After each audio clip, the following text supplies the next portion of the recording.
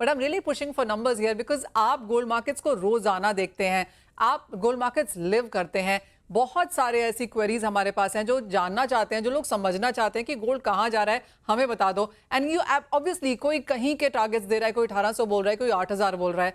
आपकी सेंस अब अगले 3 महीने में, 3 साल में अगर एक नंबर दे सकें। एक्चुअली अब ऐसा है कि आप कोई भी टारगेट सोने में रखे वो बहुत ही अचीवेबल है।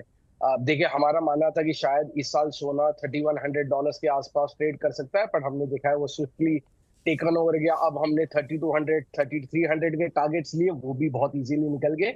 आप शायद अगर हम पिछले 20-25 साल की बात करें तो इतनी अनिश्चितताएं हमने कभी नहीं देखी है। हमने 20 सालों में डॉट कॉम क्राइसिस, सब प्राइम और इवन कोविड आते हुए देखा है, बट इस लेवल की global uncertainty, possible of global recession, US में स्टैगफ्लेशन, ये सारे सिनेरियोज हमने कभी नहीं आते हुए देखे। तो हालांकि मैं कहूंगा $200-300 यहाँ से बढ़ना कोई बहुत बड़ी बात नहीं है, बट अब इंक्रीजिंगली थोड़ा रिस्क रिवॉर्ड रेशियो अगर कोई लंबी अवधि का निवेशक है उसके लिए मैं कहूंगा थोड़ा बहुत डिफिकल्ट बनते जा रहा है।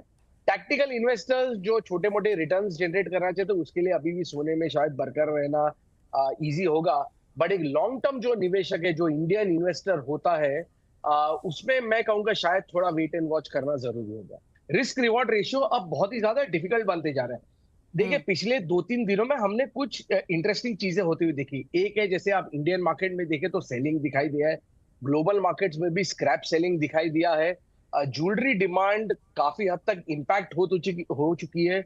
मेरी पिछले 2-3 दिनों में करीबन 10-12 ज्वेलर्स से बात हुई।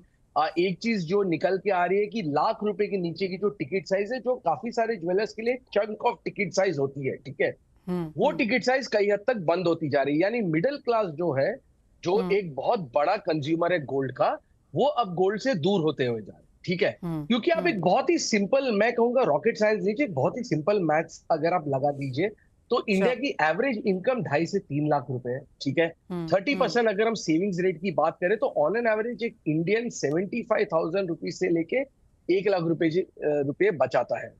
हम्म। आज उसे 10 ग्राम सोना लेना है तो पूरे साल की सेविंग्स निकल जाएगी। तो एक जी। बहुत ही इंपॉर्टेंट चीज है कि इन लेवल्स पे मार्केट को भी अडेप्ट होना पड़ेगा। तो हम्म। फंडामेंटली क्या होगा कि कमोडिटी मार्केट एक इतना ब्यूटीफुल मार्केट है, हमने देखा हिस्टोरिकली वो सेल्फ करेक्टिंग है। जैसे हम्म। जैसे प्राइस ऊपर जाते हैं, डिमांड अपने आप को करेक्ट करता है, फिर भाव भी वैसे करेक्ट हो जाते हैं। तो हम्म। मैं कहूंगा कि मैं कुणाल की बात से बिल्कुल सहमत हूं। मैंने भी पहले ही कहा, इन लेवल पे कंफर्ट नहीं है एक लॉन्ग टर्म निवेशक के लिए।